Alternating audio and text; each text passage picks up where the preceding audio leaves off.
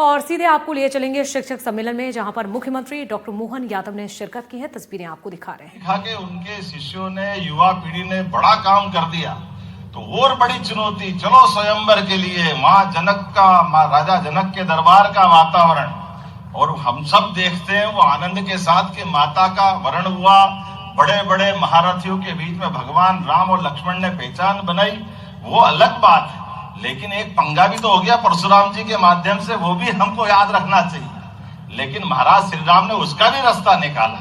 ये अपने शिष्य के प्रति गुरु का कॉन्फिडेंस था, और ये विश्वामित्र जी का कॉन्फिडेंस था कि ये सारी चुनौतियों में, जैसे मैंने प्रारंभ में कहानी सुनाई कि हमारे शिष्य को कहां तक ले जाना है, ये शिक्षक ही तय करते, गुरु परंपरा तय करती है। ये हजारों साल पुरानी परंपरा हमारी, ये हर काल में दिखाई देती है। भगवान श्री कृष्ण के काल में सांदीपनि जी के माध्यम से दुनिया के अंदर कहां तो कंस को मारने के इतने बड़े पराक्रम के बाद भगवान, और हमारा सौभाग्य एक थोड़ा सा लाभ भी मिल गया मध्य प्रदेश का, इसलिए कि भले ही कंस को मारा वो उत्तर प्रदेश होगा, लेकिन भगवान कृष्ण को श्री कृष्ण बनाने वाली धरती मध्य प्रदेश की है, सांदीपनि जी के माध्यम से। तो ऐसे में हमारे गुरुकुलों का नाम सांदीपनि नहीं होगा तो क्या होगा? ये तो हमारा उत्साह और 4 गुना बढ़ाता है।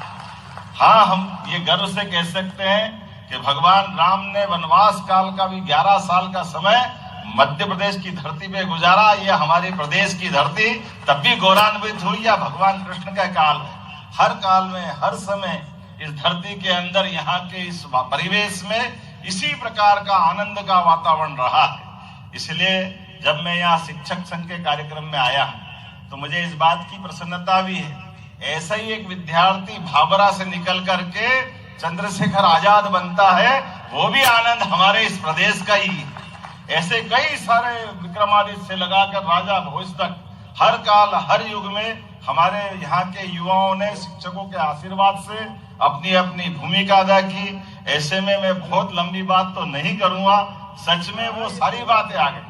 और मुझे लगता है विनम्रता के साथ आपने अभिनंदन पत्र में थोड़ा ज्यादा ही जोड़ दिया, मैं थोड़ा कम ही कराना चाहता, क्योंकि ये तो आपका अधिकार है। सरकार के माध्यम से, सरकार की व्यवस्थाओं में, सरकार का मतलब सहकार भी है, और सहकार परस्पर होता है। हमारे वोटों से चुनी हुई सरकार अगर सब वर्गों का ध्यान नहीं रखे तो सरकार में रहना ही बेकार है। फिर काहे के लिए सरकार में बने? सरकार के माध्यम से उच्चतम लक्ष्य भी निर्धारित होना चाहिए, सभी उलझे सुलझे प्रश्नों का समाधान भी निकलना चाहिए, और इन सारे निर्णयों से भविष्य में प्रदेश की, देश के साथ कदम से कदम मिलाकर चलने की सामर्थ्य भी होना चाहिए। मुझे इस बात की प्रसन्नता है, यशस्वी प्रधानमंत्री के नेतृत्व में मध्य प्रदेश अपनी अग्रगण्य भूमिका निभा रहा है। जोरदार अभिनंदन माननीय प्रधानमंत्री नरेंद्र मोदी जी का भी करें। हमको इस बात की प्रसन्नता है, जिन शिक्षकों के मैं सामने बात कर रहा हूं, वो सारा वो वर्ग है जिसने कठिनाइयों में से, परेशानियों में से, हर घर से कोई भी बच्चा अगर सरकारी स्कूल में जा रहा तो उसकी कई सारी चुनौतियां भी होती।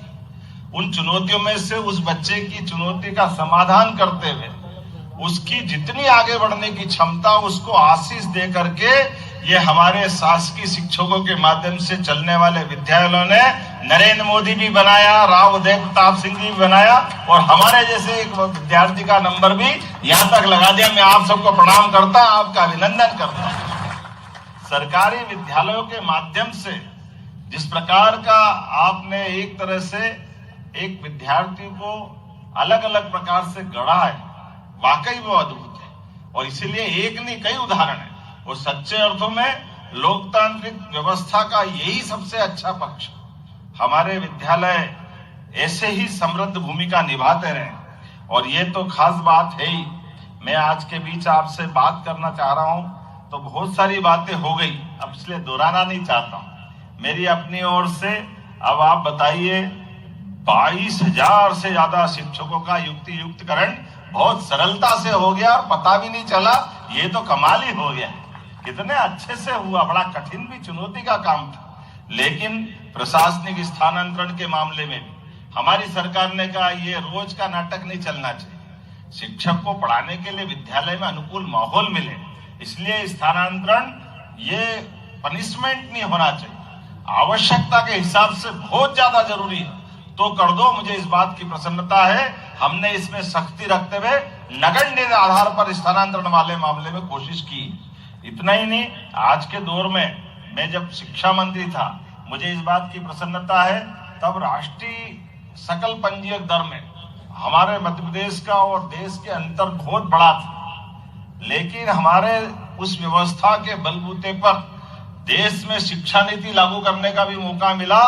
तो सबसे पहले शिक्षा नीति लागू हुई है मध्य प्रदेश में। हमें इस बात की प्रसन्नता है उच्च शिक्षा के माध्यम से। जब उच्च शिक्षा में शिक्षा नीति लागू हुई, व्यवस्थाएं लागू हुई, तो स्कूल शिक्षा में मुझे थोड़ी कसक रहती थी, अरे ये थोड़ा सा अभी हमारा कमजोर पक्ष है। मुझे इस बात की प्रसन्नता है, आज ड्रॉप आउट आपने भी 0% किया। सच में आपने स्कूल शिक्षा को बधाई देना चाहता। नई शिक्षा नीति लागू करने में आप 5 अग्रगण्य राज्यों में से मध्य प्रदेश को उस स्थान तक लिया है, और सब प्रकार की डिजिटल कक्षाएं, नई शिक्षा नीति, कितने प्रकार से स्किल ट्रेनिंग, व्यावसायिक प्रशिक्षण, और अब स्कूलों के लिए भी। मैं अब थोड़ी सी बात राजनीतिक छोटी सी करके छोड़ूंगा। जब हमारी सरकार बनी तो बहुत लोग कह रहे थे कुछ नहीं है, खजाना खाली है, सरकार बनाए ली, आगे कुछ नहीं करने वाले हैं, पैसा ही नहीं देंगे, है ही नहीं, लाएंगे कहां से, कहां क्या कर देंगे। मित्रों, मुझे इस बात की प्रसन्नता है, हमारी सरकार ने तय किया कि हमारे द्वारा व्यवस्थाओं में भी सुशासन लाएंगे, आर्थिक रूप से भी मध्य प्रदेश को सशक्त बनाएंगे, और कोई व्यवस्था में कमी नहीं होगी। इसके आधार पर मुझे इस बात की प्रसन्नता है, देश में सबसे कम बेरोजगार दर वाला कोई राज्य हुआ है तो मध्य प्रदेश से। हमारे लिए इस बात की प्रसन्नता है। देश के 3 राज्यों में से, और हमसे जो आगे भी है, उनकी आबादी देखो।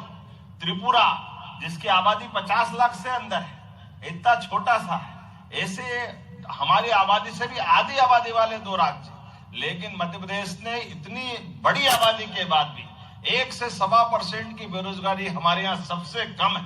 इसी प्रकार से 5 उन राज्यों में से जो सर्वाधिक अपना पूंजीगत व्यय करने वाले, जिसके आधार पर आपके सांदीपनि विद्यालय बन रहे हैं। मुझे इस बात की प्रसन्नता है कि सांदीपनि विद्यालय बनाने के लिए जो माननीय रावदेव प्रताप सिंह जी ने कहा है, कहा तो 2 कमरे के लाले पड़ते थे, और क्या भवन बन रहा है। ऐसा आनंद आता सांदीपनि विद्यालय देख करके कि 56 इंच का सीना हो जाता अपने सबका। कितना बढ़िया भवन है जहां सांदीपनि विद्यालय बनता है। मुझे इस बात की प्रसन्नता, पूरे देश के अंदर इतने अच्छे विद्यालय कहीं नहीं है, ये गारंटी से कह सकता हूं, जितने अच्छे आज बन रहे, और पर्याप्त धनराशि दे रहे। आने वाले समय में भी अभी 200 और नए भवन इसी सत्र में प्रारंभ होंगे, और धीरे धीरे करके हर एक स्थान पर। अब थोड़ा बड़ा मॉडल है, हमने कहा भैया ये बहुत लंबे चौड़े में एक मत बनाओ, 1 के 2 कर दो, थोड़ा 5 किलोमीटर के दायरे में ले आओ, आपको भी सुविधा, बच्चों को भी सुविधा।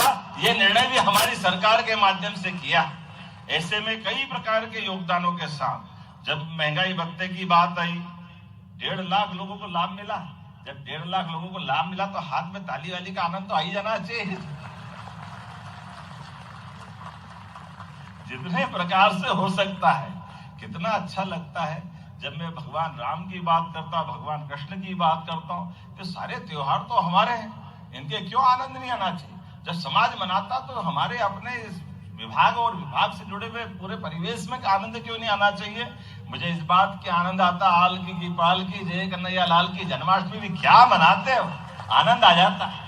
अरे जन्माष्टमी नहीं मनाएंगे, रामनवमी नहीं मनाएंगे। और जन्माष्टमी रामनवमी कब महत्वपूर्ण हुई, गुरु पूर्णिमा के बिना सब अधेरे थे, इसलिए गुरु पूर्णिमा तो मनना ही चाहिए। और वाइस चांसलर भी कुलगुरु करके उनको भी आपके साथ जोड़ के खड़ा कर दिया। बिना बात के एक जबरदस्ती की एक चुनौती रहती थी, नहीं गुरु मतलब प्राइमरी मिडिल स्कूल शिक्षा विभाग। अरे भैया ये कहाँ लिखा है, गुरु का मतलब, गुरु की महत्ता तो बहुत विशाल है, उसको छोटा नहीं कर सकते।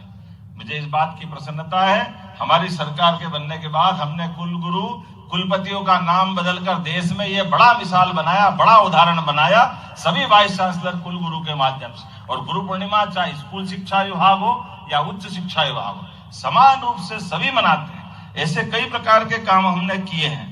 लेकिन जब मैं आपसे बात कर रहा हूं तो मुझे इस बात की प्रसन्नता, पिछली बार जब मैंने बोला था कि चतुर्थ समयमान वेतनमान देना चाहिए और हमने अपना वादा निभाया, इस बात पे हम आपके साथ आनंद में, इस एहसास के साथ कि जहां आपसे हम गुणवत्तापूर्ण शिक्षा की कल्पना करते हैं, सरकार के माध्यम से आपके सभी विद्यालयों में सुव्यवस्था स्थापित होती, ऐसे में ये सारी चीजों का ध्यान रखना, तो जितना कर दिया है इसके लिए और जो बचा है वो भी सब करेंगे, ये पक्की बात है, कोई बचने वाला नहीं है। अभी हमारी सरकार को तो 2 ही साल हुए, धीरे धीरे रे मना धीरे सब कुछ होए, माली सींचे सो घड़ा ऋतु आए फल होए। बहुत बहुत धन्यवाद। भारत माता की जय। बहुत बहुत धन्यवाद। तो मुख्यमंत्री मोहन यादव को अभी आप सुन रहे थे, उन्होंने कई बड़ी बातें कही हैं। जिस तरह से आज शिक्षक सम्मेलन का आयोजन राजधानी भोपाल में किया गया, राज्य स्तरीय शिक्षक सम्मेलन का आयोजन हुआ और इसी सम्मेलन में मुख्यमंत्री डॉक्टर मोहन यादव ने शिरकत की है, संबोधित कर रहे थे, कई अहम बातें की हैं। जिस तरह से मुख्यमंत्री डॉक्टर मोहन यादव की ओर से संबोधन और उनकी ओर से कई बड़ी बातें भी इस दौरान कही गई। तो सीधे तस्वीरें आपको दिखा रहे हैं राजधानी भोपाल से, जहां पर राज्य स्तरीय शिक्षक सम्मेलन का आयोजन हुआ।